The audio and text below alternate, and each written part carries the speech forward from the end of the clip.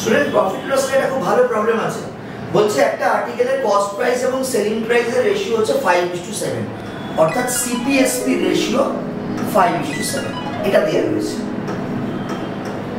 আর একটা ইনফরমেশন দিয়েছে, the ratio of mark price and selling price, ধার্য মূল্য এবং বিক্রয় মূল্য, মার্ক প্রাইস এবং সেলিং প্রাইসের রেশিও, এটাও প্রোভাইড করেছে 41:35।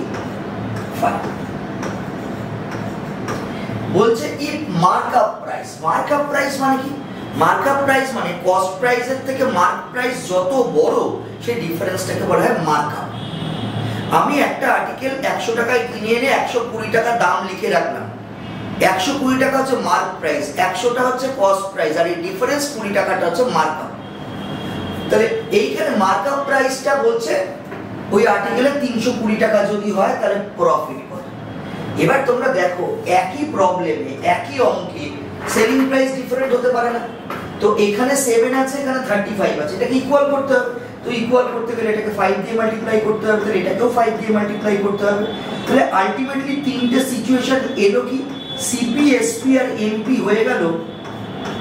এসপি যখন 35 তখন সিপি হয়ে গেল 25 আর মার্ক প্রাইস সেক্ষেত্রে 41। আচ্ছা, সিপি কে কত বাড়িয়ে আমি এমপি করেছি সেই ডিফারেন্সটাই তো মার্কআপ প্রাইস। 25 41 এর ডিফারেন্স হচ্ছে 16 ইউনিট।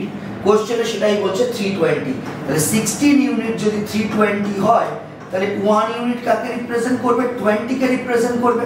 আমাদের বার করতে বলেছে প্রফিট। প্রফিট কি হয়? সিপিএসপি ডিফারেন্স। প্রফিট হচ্ছে এটা 10 ইউনিট।